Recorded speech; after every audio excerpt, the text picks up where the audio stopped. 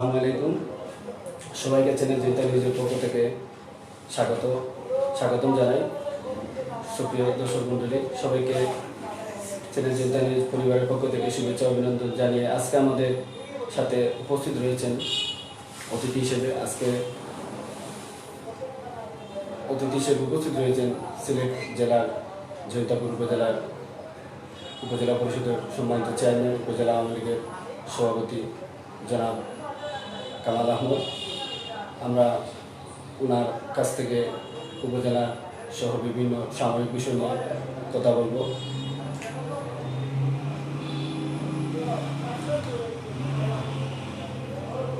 জনাব কামাল আহমদ, আপনাকে চ্যানেল জিন্তা নিউজে স্বাগতম।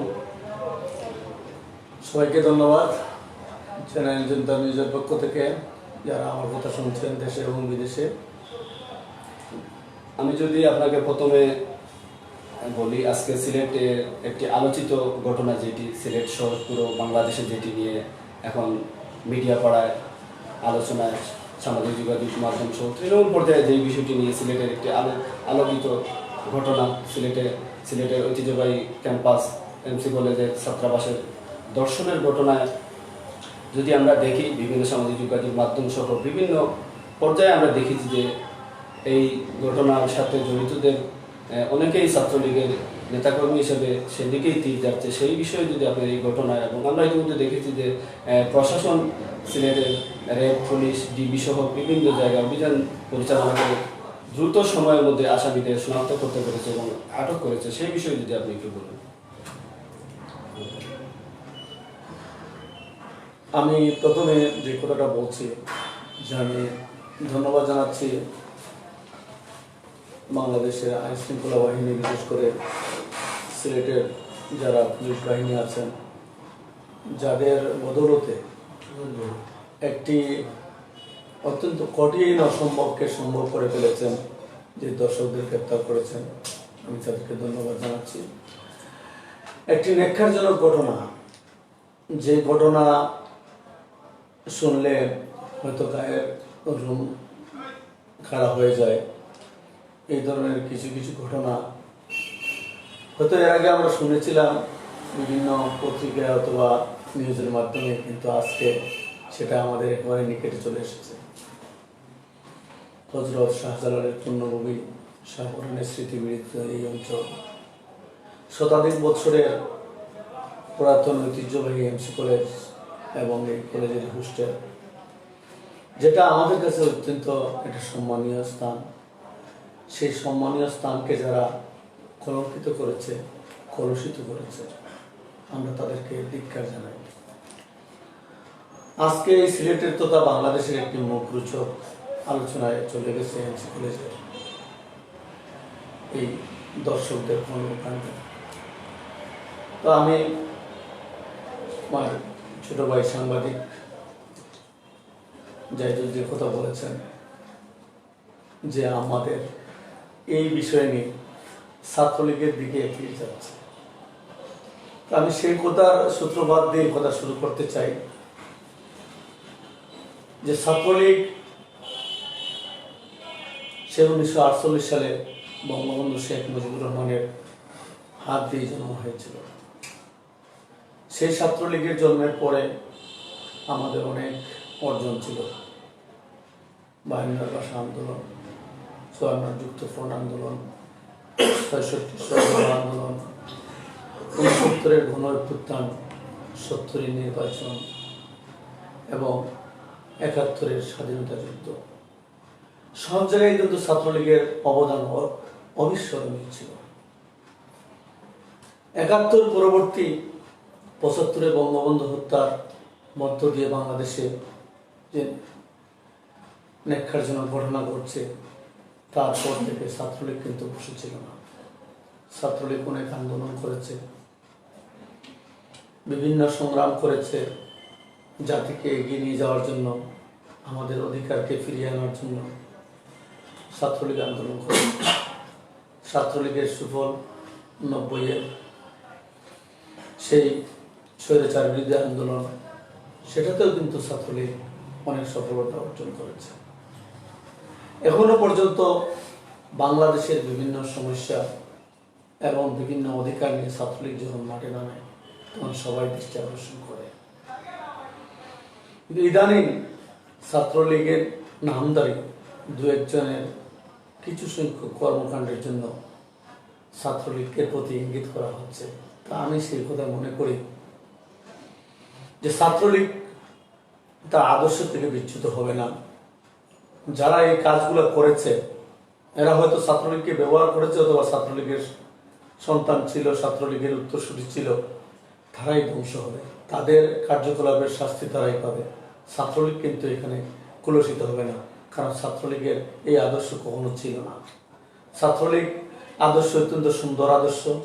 আমরা যখন ছাত্রলীগ ছিলাম, আমি আমার কথা বলছি, আমি 1986 সালে যখন প্রথম কলেজে গিয়েছিলাম তখনই আমরা এই রাজনৈতিক ক্যাম্পাস ছিল এএমসি কলেজের ক্যাম্পাস। সেখান থেকে আমার রাজনীতি শুরু হয়েছে। 87 সাল থেকে আমি জনতাপুর উপজেলা ছাত্রলীগের সভাপতি হয়েছি। দীর্ঘ 13 বছর আমি সভাপতি ছিলাম, পরপর 3 বার নির্বাচিত হয়েছি।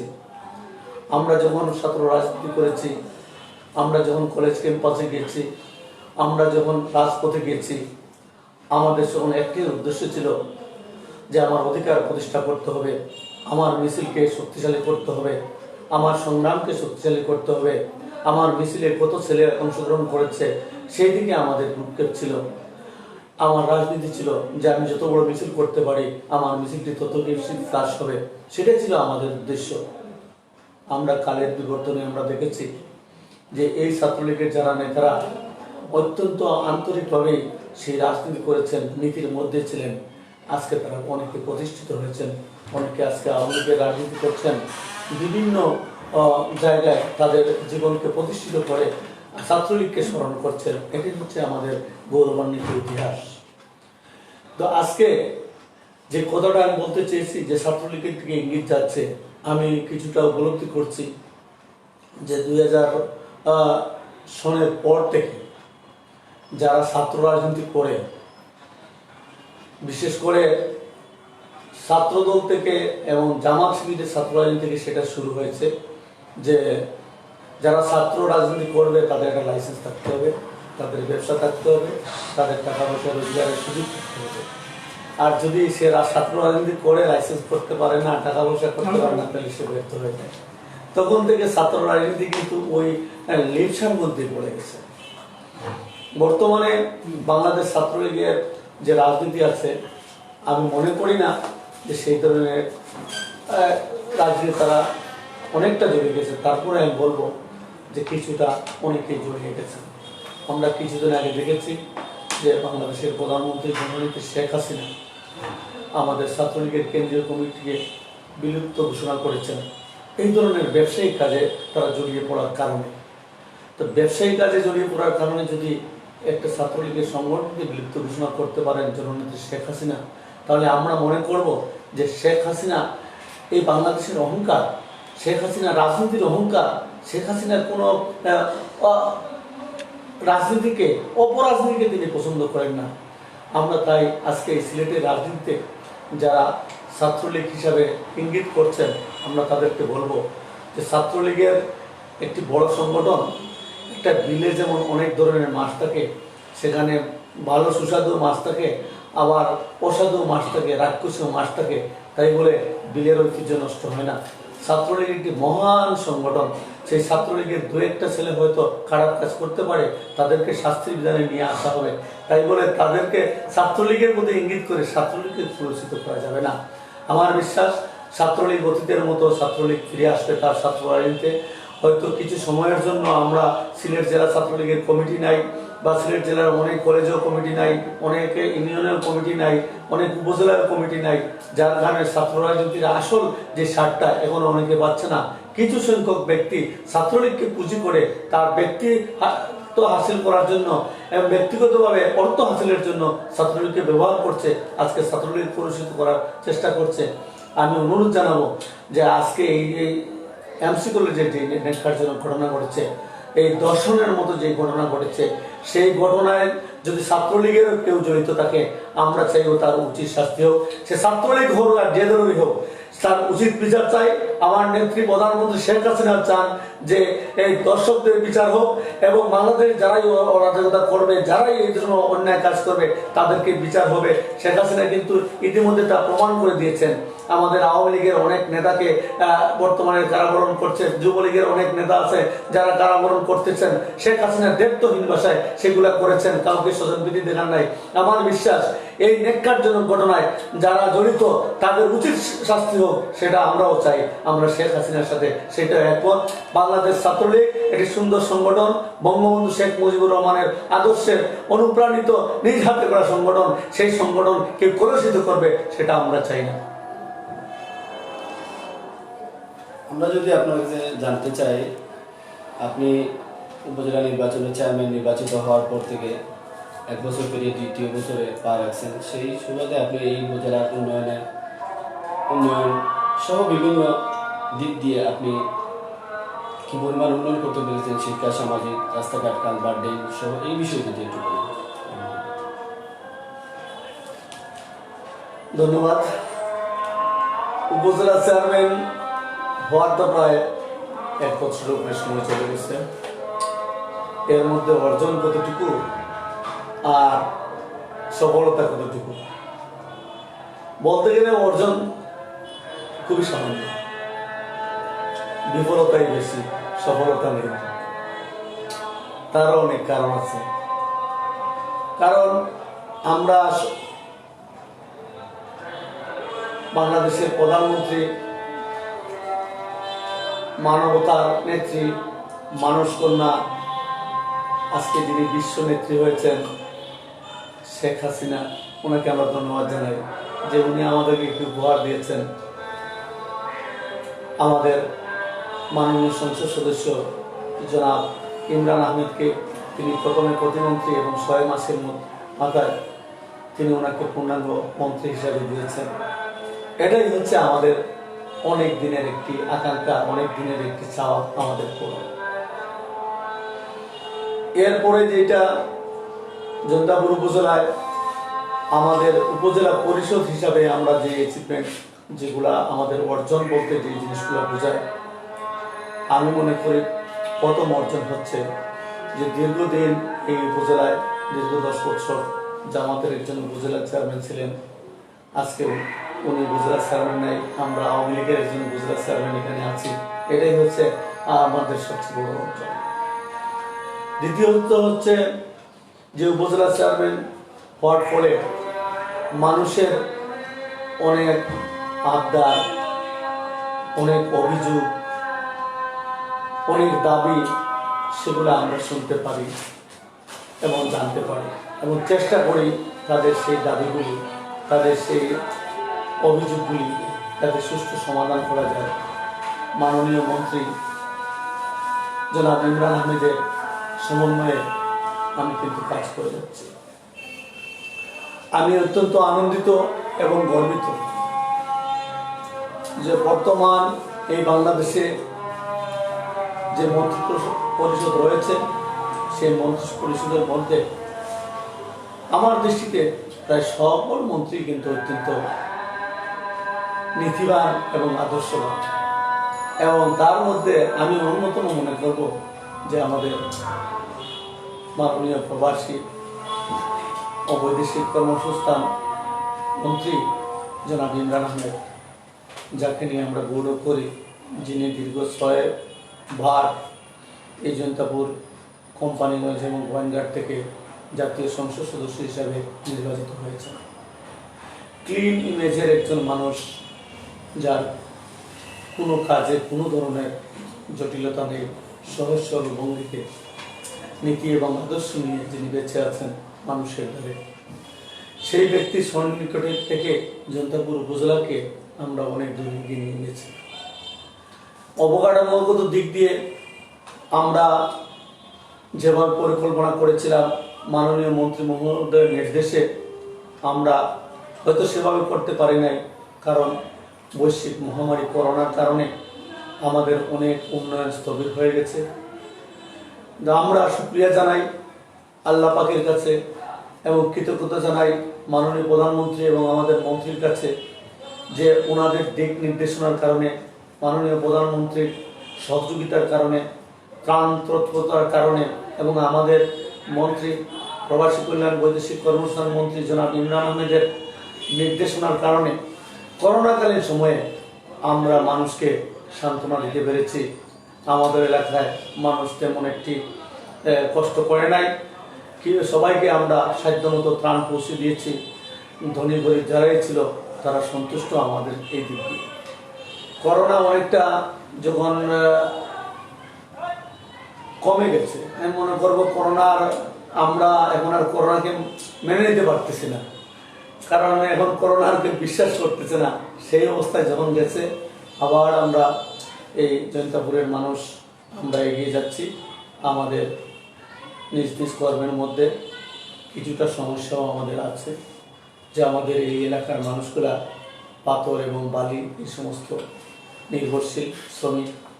আমাদের কোয়ারিগুলি বন্ধ থাকার কারণে শ্রমিকরা অনেকটা বেকার হয়ে গেছে, যার কারণে শ্রমিকদের মনে কিছুটা হাহাকার আছে যে আমরা কি করব, আমরা কি করতে পারি। অল্টারনেটিভ কোনো কর্মসংস্থান আমরা এখন তো পাই নাই। আমরা জানি কোয়ারিগুলিকে মাননীয় প্রধানমন্ত্রী সহ বর্তমান সরকার হয়তো বন্ধ করার জন্য, পর্যটন নগরী করার জন্য চিন্তা ভাবনা করছেন। আমাদের সেভাবে দাবি ছিল যে পর্যটন নগরী করতে আমাদের আপত্তি নেই, কিন্তু কোয়ারি বন্ধ করার আগে আমাদের কোয়ারি শ্রমিক যারা আছেন, লাখো শ্রমিক, সেই লাখো শ্রমিককে যাতে অল্টারনেটিভ কর্মসংস্থান সৃষ্টি করে তারপরে কোয়ারিগুলো বন্ধ করা হয়। কিন্তু অল্টারনেটিভ কর্মসংস্থান আমাদের এখনো সৃষ্টি হচ্ছে না। আমরা শুনেছি আমাদের এখানে একটা ইকোনমিক জোন করা হবে, কিন্তু সেই ইকোনমিক জোন করা হবে হবে শুনতেছি, এখনো সেটা হয় নাই। এটা হলে অন্তত কয়েক হাজার শ্রমিক সেখানে কর্মরত থাকতে পারতো, কিন্তু সেইভাবেও আমরা কিছুটা একটু বিদিশার মধ্যে আছি। তারপরেও আমরা আশান্বিত যে এখানে আমাদের ইকোনমিক জোন হবে, কারণ আমাদের এছাড়াও আমাদের জয়ন্তাপুরে আমরা অনেক যারা পুঁজিবাদী আছে, যাদের সম্পদ আছে, তাদেরকে আমরা আগ্রহী করার জন্য তাদের কাছে অনুরোধ করছি যাতে জয়ন্তাপুরে কোনো ধরনের ইন্ডাস্ট্রিজ করা যায় এই শ্রমিকদের শ্রম দেওয়ার জন্য। কিন্তু সমস্যা একটা হয়ে গেছে, যেটা হচ্ছে আমাদের জয়ন্তাপুর উপজেলা সদর পর্যন্ত এখনো গ্যাস আসে নাই। যদিও 1955 ইংরেজিতে এই জয়ন্তাপুরে বাংলাদেশের প্রথম গ্যাস কূপ এখানে হয়েছে, কিন্তু তারপরে অদ্যাবধি এই গ্যাস কূপ থেকে মাত্র 15 কিলোমিটার দূরে জয়ন্তাপুর উপজেলা সদর, সেইখান পর্যন্ত এখনো গ্যাসের লাইন যায় নাই, যার কারণে এখানে কোনো ধরনের ইন্ডাস্ট্রি করার সাহস পাচ্ছে না। গ্যাস লাইন না থাকার কারণে বড় ধরনের কোনো ধরনের শিল্প কারখানাও প্রতিষ্ঠিত হচ্ছে না। এই জন্য আমরা আজকে হয়তো এখানে আমার কথাগুলো যারা শুনছেন তাদের মাধ্যমে আমরা অনুরোধ করব যে অতি সত্বর যাতে এই জয়ন্তাপুর উপজেলার সর্বত্র গ্যাসের লাইনে সরবরাহ করা যায়, সেই ব্যাপারে মাননীয় প্রধানমন্ত্রী আমরা দৃষ্টি আকর্ষণ করছি। এছাড়া যে অ্যাচিভমেন্ট যেগুলা বলার কথা, যে এখানে অনেক অ্যাচিভমেন্ট আছে, যেমন আমরা পর্যটন নগরীগুলি সরকার যেভাবে পর্যটনের দিকে ভ্রুক্ষেপ করছেন, আমরাও পিছিয়ে নাই। আমাদের লালাখাল যেটা হাজার হাজার লোক প্রতিদিন আসতেছে পর্যটন এলাকায়, সেটাকে আমরা এখানে ডেভেলপ করেছি। নদীখানে আমরা ঘাটের ব্যবস্থা করে দিয়েছি এবং রাস্তাটা অনেকটা ভাঙ্গা ছিল। এই বছর আমরা প্রায় 80% কাজ শেষ করেছি, 20% কাজ এখনো বাকি আছে। এছাড়া আমাদের শাপলা বিল যেখানে আছে, কিছুদিনের মধ্যে সেখানে শাপলা ফুটবে। সেই শাপলা বিলের রাস্তা এবং সেখানে শৌচাগার নির্মাণ সহ অনেকটা কাজ হাতে নিয়েছি, কিন্তু অনেক কাজ এখনো রাস্তাটা কমপ্লিট করতে পারি নাই, সেই কাজটা বাকি রয়েছে। আমরা আশাবাদী যে আগামী ড্রাই সিজনের মধ্যে রাস্তা এখানে করে নেব। যারা আমাদের যেটা উতলার পাড় যেটা আছে হরিপুরে, যেখানে পানিতে গ্যাস উত্তোলন হয়, পানিতে আগুন জ্বলে, আবার পাহাড়ের মধ্যে যখন গ্যাস যায় সেখানে মাটিতে আগুন জ্বলে। সেই পানিতে আগুন আর মাটিতে আগুন দেখার জন্য প্রতিদিন হাজার হাজার লোক আসে। সেই জায়গাটুকু এই বছর আমরা মাননীয় মন্ত্রী মহোদয়ের সৌজন্যে আমরা সেখানে রাস্তা করে নিয়েছি, কিছুটা রাস্তা বাকি রয়েছে, কিন্তু সেখানে যদি আমরা সম্ভাবনা রয়েছে সেখানে আরো অনেক কিছু করার।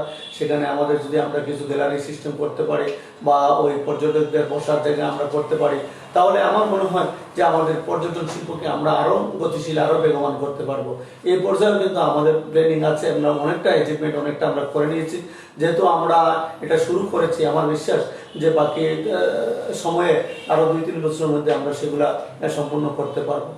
এছাড়া আমাদের শ্রীপুর কোয়ারি, পাথর কোয়ারি বন্ধ আছে, কিন্তু আমরা পাথর কোয়ারির একটা অংশ, যেই অংশটা আমরা সেটাকে আমরা পর্যটনের স্পট হিসাবে আমরা চিহ্নিত করতে পারি, যে অংশটা অত্যন্ত সুন্দর নয়াবাবিরাম, যেখানে ভারতের থেকে সংযুক্ত হয়েছে বড় বড় পাথর আছে, নৌকা নিয়ে সেই জায়গাটা যদি আমরা যেতে পারি, সেখানে হাজার হাজার লোকের কিন্তু সেই ভ্রমণ বিলাসী লোকজন আসতে পারে, সেটাও আমাদের চিন্তা ভাবনা আছে। আমরা আশা করি মাননীয় মন্ত্রী মহোদয়ের ওইখান থেকে ইচ্ছায় এখানেও আমরা এই ধরনের একটা পর্যটনের একটা বিকাশ আমরা ঘটাতে পারবো। এই পর্যটন নিয়ে কিন্তু আমাদের আরো অনেক চিন্তা ভাবনা আছে। আমাদের সারিঘাটে সেখানে আগে একটা ফরেস্ট বাংলা ছিল, সেই বাংলাটা এখন নাই, বিলুপ্ত হয়ে গেছে। সেখানে যদি আমরা একটা ফরেস্ট বাংলা আবার পুনঃস্থাপন করতে পারি, এখানেও কিন্তু পর্যটকদের জন্য একটা আকর্ষণীয় জায়গা, টিলার উপর উঠলে অনেক কিছু দেখা যায়, অত্যন্ত ভালো লাগে। তো এইগুলো নিয়ে আমাদের অনেক চিন্তা ভাবনা আছে, পর্যটন নিয়ে আমরা চিন্তা আছি। আমি মনে করি জৈন্তাপুরের প্রতিটা জায়গা, প্রতিটা স্পট, অনেক হাওড়ে, জৈন্তাপুরে হাওড়ে আছে, এখানে অনেক হাওর আছে যেখানে গাছ ওই আপনার রাতারগুলের মতো সেখানে গাছ আছে, হিজল গাছ আছে, করচ গাছ আছে, সেগুলাকে যদি আমরা সংরক্ষণ করি, একটু আওতাধীন নিয়ে আসি আমরা পর্যটনের, তাহলে সেখানেও কিন্তু হাজার হাজার পর্যটকরা চলে আসবে। আমরা প্রতিদিন সেগুলা দেখি, হয়তো আমাদের কাছে আকৃষ্ট নাই, কিন্তু যারা প্রথম দেখে তাদের কাছে মানুষ মুগ্ধ হয়ে দেখে থাকে যে এত সুন্দর এই জায়গাটা। এই যে সুন্দর জায়গাটা, এত সুন্দর, মানুষ যখন বলে তখন আমাদেরও মনে হয় এই জায়গাগুলো যদি আমরা পর্যটন করতে পারি তাহলে জৈন্তাপুর কিন্তু অনেক অনেক দিকে এগিয়ে যাবে। সেদিকে কিন্তু আমরা অনেকটা এগিয়ে গেছি। আজকে সবচেয়ে বড় যে অ্যাচিভমেন্ট আমরা বলবো যে আমাদের জৈন্তাপুরের আমাদের এক নাকি আমাদের এই 4 লাইনের বা 6 লাইনের কাজ যেটা হয়ে যাবে, অলরেডি জমি অধিগ্রহণের কাজ চলতেছে, জরিপ চলতেছে। আমরা আশাবাদী যে এই সরকারের আমলে এই কাজটা সম্পন্ন হবে এবং শুরু হয়ে যাবে হয়তো আগামী বছর। তো এই যে আমাদের এটা অ্যাচিভমেন্ট, এখানে কয়েক হাজার কোটি টাকার কাজ হবে, সেটা আমাদের কাছে অনেক বড়। এছাড়া আমাদের আরো অনেক আমি যদি দৃষ্টিতে আছে, যেমন আমি একটু বলি, আমরা স্বাস্থ্যের দিকে যদি বলি, যে স্বাস্থ্য সেবা যেভাবে মানুষের দোরগোড়ায় নিয়ে যায়, সেই দিক দিয়েও কিন্তু আমরা অনেকটা এগিয়ে আছি। কারণ আমাদের এখানে কমিউনিটি ক্লিনিক যেগুলো আছে এবং যেগুলো ইউনিয়ন হেলথ কমপ্লেক্স এবং উপজেলা হেলথ কমপ্লেক্স, আমরা তো বলতে পারি বাংলাদেশের অনেক উপজেলার মধ্যে আমি মনে করব যে স্বাস্থ্যের দিক দিয়ে আমাদের জৈন্তাপুর উপজেলা এগিয়ে আছে। আমাদের জৈন্তাপুর উপজেলা হেলথ কমপ্লেক্স এবং ইউনিয়ন হেলথ কমপ্লেক্স গুলা এখনো পর্যন্ত কিন্তু প্রতিটা বছর কিন্তু আমাদের সারা বাংলাদেশের মধ্যে শ্রেষ্ঠ পুরস্কার এই জৈন্তাপুরই পায়। তো এটা আমাদের জন্য একটা গৌরবের বিষয় যে আমরা সেই অ্যাচিভমেন্টটা আমরা রাখতে পারছি, আবার করতে পেরেছি। এছাড়া যদি আপনি আমাদেরকে অ্যাচিভমেন্ট বলে শিক্ষার দিক দিয়ে, তাহলে শিক্ষার দিক দিয়ে আমরাও কিন্তু পিছিয়ে নেই। যে আমাদের এই জৈন্তাপুরের যে শিক্ষা প্রতিষ্ঠানগুলো আছে আর যেভাবে তাদের শিক্ষার কার্যক্রম চলছে, অনেক গতিশীল হয়ে গেছে। তারপরেও আমাদের সংস্কৃতির দিক দিয়ে বলেন, খেলাধুলার দিক দিয়ে বলেন, Bangabandhu gold cup, Bangamata gold cup আমরা বারবার চ্যাম্পিয়ন হয়ে গেছি। এবছরও আমাদের টুর্নামেন্ট চলতেছে। আমরা আশাবাদী যে আগামী যখন যদি স্কুলে করোনার পরে যদি বঙ্গমাতা বা বঙ্গবন্ধু গোল্ড কাপ হয়, সেখানে আমরা সেই চ্যাম্পিয়ন হওয়ার গৌরব আমরা অক্ষুণ্ণ রাখবো। কারণ সেটা আমাদের এখন বঙ্গবন্ধু এবং বঙ্গমাতা গোল্ড কাপ, এটা আমাদের এই রক্তের সাথে মিশে গেছে, যেন এটা আমাদেরই অত্যন্ত পাওনা একটা বিষয়। সেই জন্য সেদিক দিয়ে এটা আমাদের অনেক বড় অ্যাচিভমেন্ট, কারণ বাংলাদেশের মধ্যে সবচেয়ে বেশিবার বঙ্গবন্ধু গোল্ড কাপ চ্যাম্পিয়ন আমরা এই জৈন্তাপুর উপজেলায় হয়েছে। আমি যদি আপনাকে উন্নয়ন প্রকল্পের কিছু সম্পর্কে যদি বলি, আমরা দেখতে পারি যে বিভিন্ন এলাকায় যে তৃণমূল পর্যায় থেকে যেখান থেকে আপনার এই ইউনিয়ন পরিষদের চেয়ারম্যান এবং মেম্বারদের মাধ্যমে যে কাজগুলো হয়ে থাকে, জিএসপি থেকে শুরু করে যেগুলো প্রকল্প আপনার রয়েছে, সেগুলোতে অনেক প্রকল্পগুলোতে দেখা গেছে স্থানীয় মানুষদের অনেক অভিযোগ রয়েছে, অনেক নানা অনিয়মের দৃষ্টান্তও রয়েছে। অনেক সময় আমরা দেখেছি অ্যাক্সিডেন্ট ইউনো মহোদয় গিয়েও এখানে পরিবেশন করেছেন। সেই বিষয়ে আপনার এবং আমাদের মাননীয় সংসদ সদস্য জনাব ইমরান আহমদ মহোদয়ের বিভিন্ন প্রকল্পের কাজগুলো বাস্তবায়ন হচ্ছে, সেগুলোতেও অনেক অনিয়মের অভিযোগ রয়েছে। মানুষের জন অনেক অভিযোগ নিয়ে ইউনো বরাবর, আপনার বরাবর অনেক লিখিত অভিযোগও দিয়েছেন। সেই ব্যাপারে আপনারা কি ধরনের ব্যবস্থা নিচ্ছেন?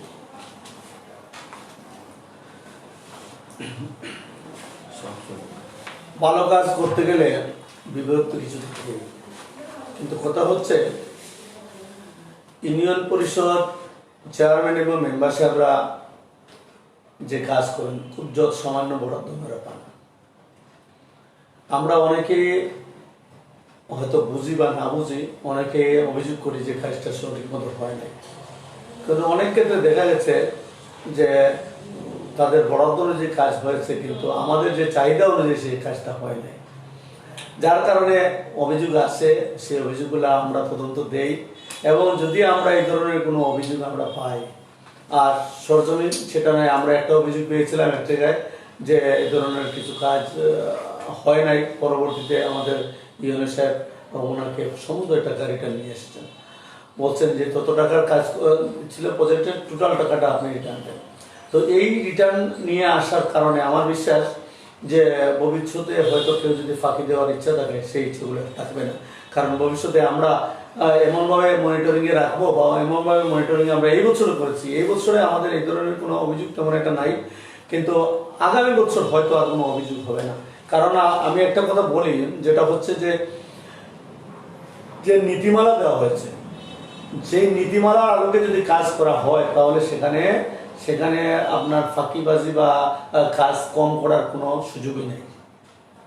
এক সময় হয়তো চেয়ারম্যান মেম্বারদেরকে টুক বরাদ্দ দিয়ে বলা হতো যে আপনি অত টনের কাজ রাস্তা করেন, কিন্তু তারা হয়তো করে নিত বা করতো না কিছুগুলো, কিন্তু এখন এইভাবে বলা হয় না।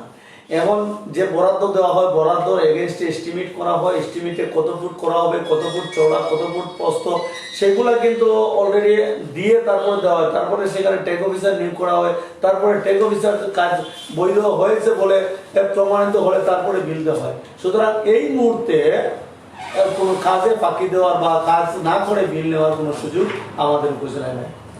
এখানে আপনার সবাই এটাই দাবি জানিয়েছেন যে তৃণমূল পর্যায়ে যে কাজগুলো হয়, উপজেলা পরিষদ, মাননীয় মন্ত্রী মহোদয় বরাদ্দ বা বিভিন্ন সংস্থার যে কাবিকা টিআর থেকে যেগুলো প্রকল্পগুলো হয়, সেগুলো আপনি নিজে পরিদর্শন করলে হয়তো কাজগুলো সঠিকভাবে হবে, সেই বিষয়ে আপনি সুদৃষ্টি রাখবেন, সবাই এটাই বলেছেন। আর আরেকটা প্রশ্ন এখানে হচ্ছে, ওই গত 27 সেপ্টেম্বর মাননীয় মন্ত্রী মহোদয়ের বরাদ্দকৃত আমাদের সিলেটের 3টি উপজেলা কোম্পানিগঞ্জ, ইন্দাপুর ও গোয়েনঘাটের 3টি উপজেলায় তিনি বিভিন্ন রাস্তা উন্নয়ন কাজের প্রকল্প বরাদ্দ করেছেন। সেই পোস্টটিও, সেই প্যাডের যে প্রকল্পগুলো নাম রয়েছে সেগুলো আপনার আইডি থেকে প্রকাশ হয়েছে। সেখানে অনেকেই অনেক ইউনিয়নের রাস্তা উন্নয়ন কাজের জন্য দাবি জানিয়েছেন। আমরা এই লাইভে এখনই একজন ভাই এখানে কমেন্ট করেছেন আমাদের চিকনাগুল থেকে, আমাদের টাকুরের মাটি এলাকায় একটি আবেদন, যাত্রাপুরের রাস্তার জন্য কি এই বছর কোনো বরাদ্দ আছে কি? উপজেলা চেয়ারম্যান মহোদয়ের কাছ থেকে জানতে চাই, চিকনাগুল ইউনিয়ন 9 নং ওয়ার্ডের কোনো রাস্তা উন্নয়ন কাজ একেবারেই বন্ধ, এ ব্যাপারে উপজেলা চেয়ারম্যান মহোদয় কি কোনো উদ্যোগ নেবেন, এটি উত্তর জানাবেন। আরও আমরা দেখেছি যে চারিকাটা থেকে শুরু করে দরবস্তের আমাদের চিকনাগুল, তারপরে নিষ্পাট ইউনিয়নের বিভিন্ন রাস্তার দাবি তুলেছেন আপনার এই পোস্টের কমেন্ট বক্সে, আমরা অনেকেই দেখেছি। সেই বিষয়ে আসলে আপনার এই উন্নয়ন কর্মকাণ্ডে মাননীয় মন্ত্রী মহোদয় বরাদ্দ, উপজেলা পরিষদের বরাদ্দ থেকে সেই সকল রাস্তাগুলো, যে এলাকার যে মেইন রাস্তাগুলো রয়েছে সেইগুলো প্রকল্প উন্নয়ন কাজে আপনার 1 বছর তো চলে গিয়েছে, 2য় বছর আপনি পা রাখছেন, সেই বড় বড় রাস্তাগুলো আপনার যে আপনি নির্বাচিত হওয়ার পর থেকে এখানে অনেকের আশা ছিল, তৃণমূল পর্যায় থেকে দলীয় নেতাকর্মী, সাধারণ মানুষের সবার আশা ছিল যে আপনি বর্তমান ক্ষমতাসীন আওয়ামী লীগ সরকারের একজন উপজেলা চেয়ারম্যান, পাশাপাশি আপনি উপজেলা আওয়ামী লীগের দায়িত্বে রয়েছেন। সবার আস্থা ও বিশ্বাস যে উপজেলার এই মুহূর্তে আপনি সবগুলো কাজ প্রকল্পগুলো বাস্তবায়নের লক্ষ্যে মাননীয় মন্ত্রী মহোদয়ের পরামর্শে, মাননীয় শেখ হাসিনার উন্নয়নের ধারাবাহিকতা, সেই প্রকল্পগুলো আপনি বাস্তবায়ন করতে কতটুকু পেরেছেন বা কতটুকু ভূমিকা রাখছেন বা আগামী প্রত্যাশা কি আপনার সেই বিষয়ে? না, যেটা বলা হয়েছে যে এই বছর আর কি কি প্রকল্প আছে, প্রকল্পের তো শেষ নাই। কারণ বাংলাদেশ যেভাবে এগিয়ে যাচ্ছে, বাংলাদেশের প্রধানমন্ত্রী যেভাবে দেশকে নিয়ে যাচ্ছেন, আজকে আমরা মধ্যম আয়ের দেশ হয়ে গেছি, এবং আমাদের মন্ত্রী জনাব ইমরান আহমেদ তিনি যে নিরলস পরিশ্রম করে যাচ্ছেন, এবং আমরাও জনগণকে সেই আশান্বিত করেছিলাম। আমরা বলেছিলাম যদি আপনারা আমাদেরকে মাননীয় মন্ত্রী মহোদয়কে নির্বাচিত করেন, তাহলে ওনাকে আমরা এমপি থেকে মন্ত্রী হিসাবে পাবো। আজ আমরা যখন মন্ত্রী পাবো তখন আমাদের উন্নয়নটা অনেকটা প্রশমিত হবে। আমরা আশাবাদী যে আমাদের এমপি মহোদয় মাননীয় প্রধানমন্ত্রী ওনাকে মন্ত্রী হিসাবে নিয়েছেন এবং মন্ত্রী হিসাবে যখন উনি গিয়েছেন ইনশাআল্লাহ এই এলাকার উন্নয়ন হবে আর হচ্ছে। আমরা অনেকেই অনেক কথা বলি কিন্তু আসলে তুলি দেখি না যে আসলে আমাদের কি হচ্ছে, আমরা কোথায় ছিলাম। একসাথে তো দেশ পাল্টে গিয়ে আলাদিনের চেরাগের মতো উন্নয়ন হবে না, কারণ উন্নয়ন করতে হলে সময় লাগবে, সময়ের প্রয়োজন আছে। যে জায়গায় এক সময় খাল ছিল সেই জায়গায় এখন ভরাট হয়ে রাস্তা হচ্ছে, কিন্তু আরো কিছু সময় দিলে সেই জায়গায় পাকা রাস্তা হবে, সেই রাস্তা দিয়ে গাড়ি যাবে, কিন্তু সময় তো দিতে হবে। মন্ত্রী হয়েছেন তাই বলে যে রাতারাতি যে বিলকে ভরাট করে সেখানে পাকা রাস্তা করে দেবেন সেটা সম্ভব না। আমরা জানি যে তুলনামূলকভাবে অন্যান্য উপজেলার চেয়ে আমাদের জৈন্তাপুরের উপজেলায় কিন্তু ডেভেলপমেন্ট ওয়ার্ক অনেকটাই বেশি হচ্ছে। তার কারণ হচ্ছে ভৌগোলিক কারণেও কিন্তু আমরা অনেকটা ডেভেলপমেন্ট এরিয়ায় আছি। আর আমি যে একটু আগেও বলছিলাম যে যেখানে আমরা 4 লাইনের মতো রাস্তা হয়ে যাবে, সেই রাস্তা হয়ে গেলে সে রাস্তার যে কানেক্টিং রোডগুলো আছে সেগুলো আমরা যত শীঘ্র এগুলা আমরা পাকাকরণের কাজ নিব। এবং আমরা সবাইকে এই আশ্বস্ত করতে চাই যে দয়া করে আপনারা একটু সময় দেন, আমাদেরকে পরামর্শ দেন। আওয়ামী লীগ সরকার যে কাজ করে যাচ্ছে আপনারা একটু অপেক্ষা করেন। জৈন্তাপুর উপজেলায় আমার বিশ্বাস কোনো মডারেবল রাস্তা আর পাকা কাঁচা থাকবে না, সব রাস্তা কিন্তু পাকাকরণ হয়ে যাবে। যদি বৈশ্বিক করোনা না হতো তাহলে আপনারা এই 1 বছরের মধ্যে আপনারা অনেক উন্নয়ন দেখতে পারতেন। উন্নয়ন যখনই হবে, যখনই টেন্ডারের প্রক্রিয়াধীন হবে, সেই মুহূর্তেই কিন্তু ওই করোনা চলে আসলো, যার কারণে আমাদের অনেক প্রকল্প এখনো টেন্ডারের আওতাধীন রয়েছে, টেন্ডার হচ্ছে না। তো আমার বিশ্বাস করোনা যদি একটু সংকুচিত হয়ে যায়, এই দেশ থেকে করোনা যখন চলে যাবে তখন এই দেশের উন্নয়ন নিয়ে আমাদের দেশের সরকার চিন্তা করবে, মাননীয় মন্ত্রী মহোদয় চিন্তা করবেন, জৈন্তাপুরের সকল রাস্তা হবে। ঠাকুরের মাটির যে রাস্তার কথা বলা হচ্ছে সেটাও কিন্তু আমাদের এই ইন্টেন্ডের মধ্যেই আছে এবং অন্যান্য যে রাস্তাগুলো আছে সেগুলোই কিন্তু আমাদের তালিকায় আছে। আমরা চেষ্টা করে যাচ্ছি যে জৈন্তাপুরের প্রতিটা রাস্তা যাতে আগামী 5 বছরের মধ্যে পাকাকরণ করা হয় এবং জৈন্তাপুরের প্রতিটা গ্রামের বা প্রতিটা এলাকার যেখানে যেখানে কালভার্ট ব্রিজের প্রয়োজন সেগুলো কিন্তু অলরেডি হয়ে যাচ্ছে। এই ইতিমধ্যে 1 বছরের মধ্যে এত কালভার্ট হয়েছে যেটা এর আগে হয়তো 5 বছরের মধ্যে এত কালভার্ট হয় নাই। এই 1 বছরের মধ্যে আমরা দেখেছি জৈন্তাপুর উপজেলায় যত কালভার্ট হয়ে গেছে। আমার বিশ্বাস জৈন্তাপুর উপজেলায় যত এই হেরিংবনের কাজ হয়েছে এর আগে কিন্তু এত হেরিংবনের কাজ জৈন্তাপুর উপজেলায় হয় নাই।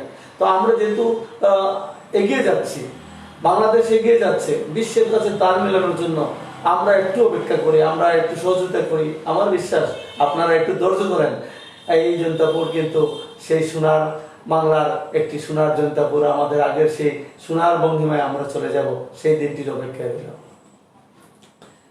এবার আপনাকে যদি আমরা প্রশ্ন করি, আপনার এই জৈন্তাপুর উপজেলা আওয়ামী লীগের কমিটি, পূর্ণাঙ্গ কমিটি হয়েছে, জেলা আওয়ামী লীগের অনুমোদনে দীর্ঘদিন পর পূর্ণাঙ্গ কমিটি হয়েছে। ইতিমধ্যেই কেন্দ্র থেকে দলের সাধারণ সম্পাদক নির্দেশনা দিয়েছেন ডিসেম্বরের মধ্যে জেলা পৌরসভা যে কমিটিগুলো পূর্ণাঙ্গ হয়নি সেগুলো পূর্ণাঙ্গ করার তাগিদ দিয়েছেন। পাশাপাশি আমরা দেখতে পাচ্ছি যে বিভিন্ন ইউনিয়ন পর্যায়ে ইউনিয়ন কমিটিগুলো করার জন্য প্রস্তুতি নিচ্ছেন অন্যান্য স্থানে। আপনার উপজেলায় দীর্ঘদিন ধরে ইউনিয়ন আওয়ামী লীগের কমিটিগুলো রয়েছে, সেগুলো নতুন কোনো কমিটি করার সিদ্ধান্ত কি আপনারা পেয়েছেন বা নিচ্ছেন কি না?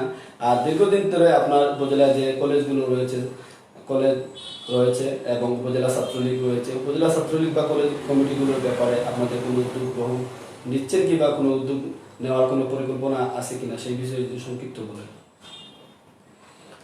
না, রাজনীতি হচ্ছে এটা চেইন অফ কমান্ড।